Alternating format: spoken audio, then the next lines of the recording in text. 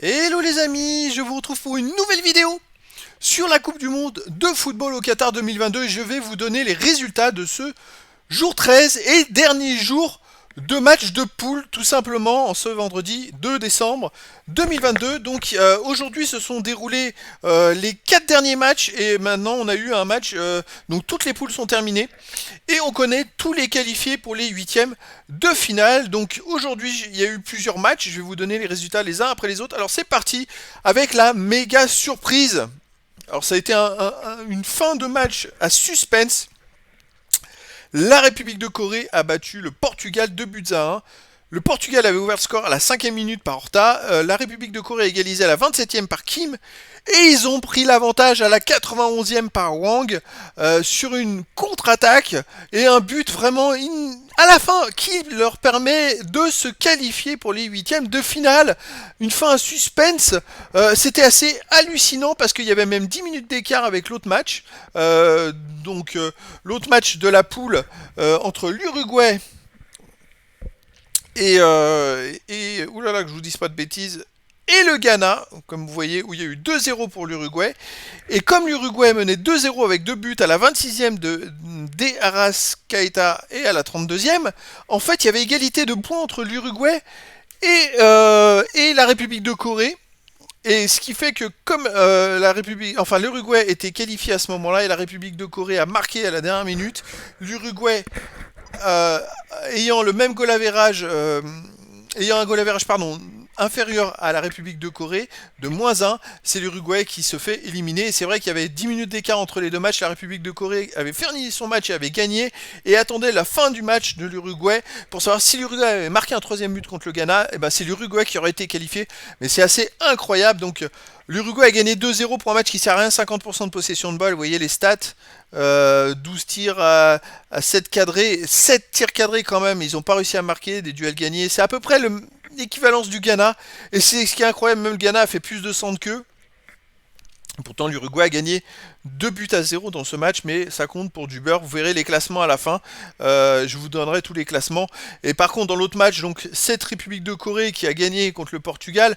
Alors, je vous en avais parlé quand j'avais fait la présentation des équipes. Les 7 matchs avant la Coupe du Monde, la République de Corée avait gagné 5 de ces 7 matchs en marquant dans les 5 dernières minutes du match. Je vous avais dit attention à cette équipe de République de Corée qui est capable de faire des exploits.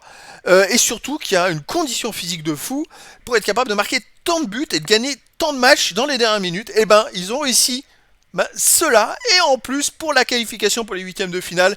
Donc bravo à eux, c'est une sacrée performance. Alors dans le jeu, 38% de possession de balle, bon c'est pas non plus dans les passes tentées, passes réussies, ça reflète la différence de possession. Par contre ils ont fait 13 tirs 6 cadrés, c'est pareil que le Portugal, bravo. Les duels, c'est à peu près la même chose, les hors-jeux, la même chose, les corners aussi, les interceptions aussi, les centres légèrement moins.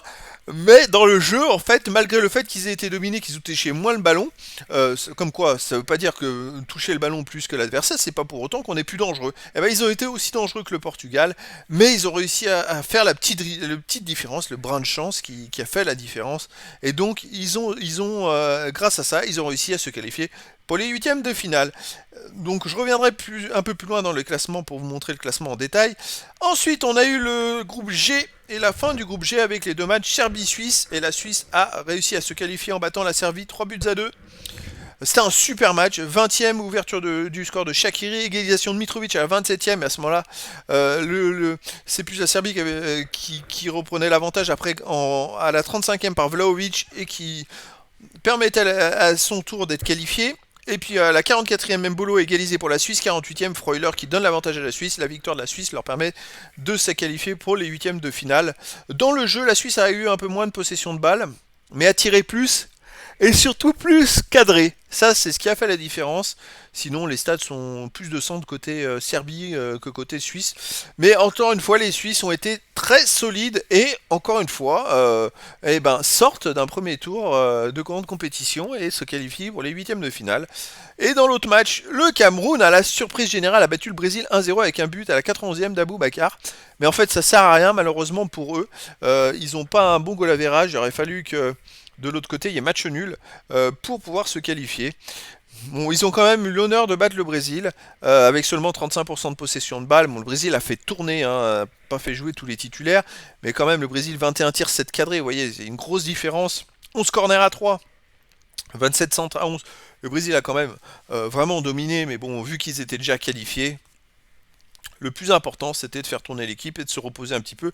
Donc voilà les résultats, groupe par groupe, les amis. Alors, dans le groupe G, justement, le groupe du Brésil. Donc, Brésil est premier avec 6 points et un goal average de plus 2. La Suisse est deuxième avec un goal average de plus 1. Ça s'est joué à pas grand chose entre les deux, hein. Si la Suisse avait marqué un quatrième but, c'est la Suisse qui finissait première de la poule. Et le Cameroun, malheureusement, malgré sa victoire contre le Brésil, finit troisième avec 4 points. 4 buts marqués, 4 buts encaissés. Ils auraient marqué pareil un deuxième but contre le Brésil à la fin du match. Et ben ils auraient eu marqué plus de buts que les Suisses. Si les Suisses, il y avait eu match nul contre la Serbie.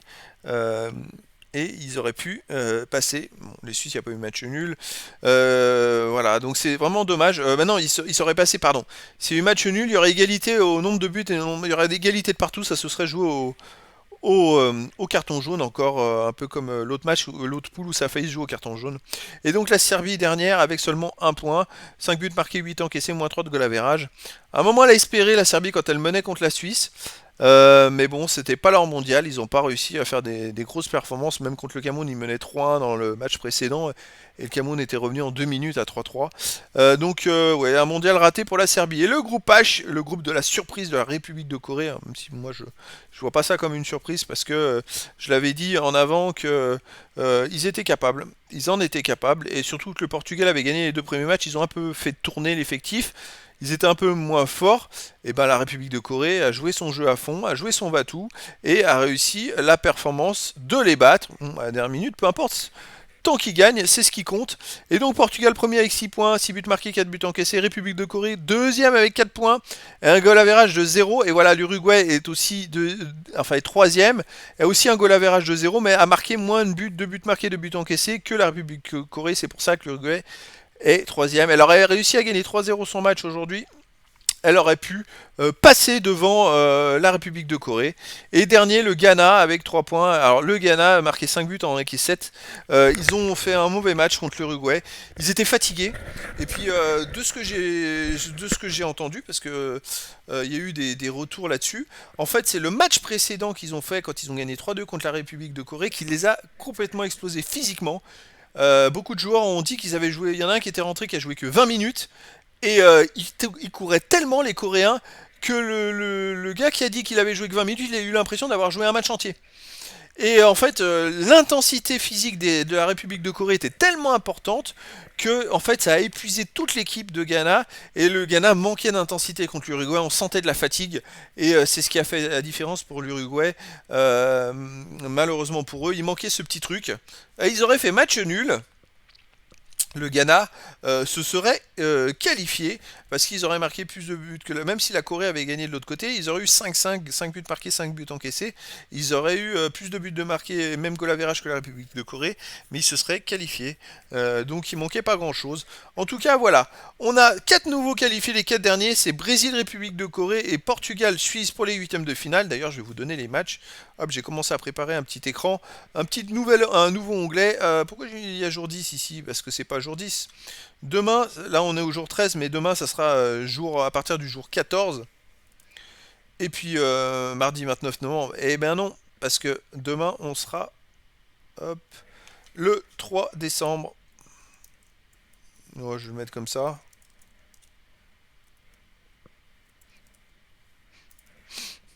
Et on sera samedi. Et donc c'est vrai que on est parti maintenant pour une deuxième phase qui est à l'élimination directe. Et donc on a en premier demain à 16h Pays-Bas, USA, premier huitième de finale de cette Coupe du Monde. Ensuite on aura à 20h Argentine, Australie. Et ensuite dimanche à 16h, dimanche 4, France-Pologne. Et à 20h le dimanche 4, Angleterre-Sénégal. Et ensuite le lundi à 16h on aura Japon-Croatie. Et le Brésil, République de Corée, le lundi 5 à 20h. Et ensuite le mardi 6 décembre, Maroc-Espagne à 16h.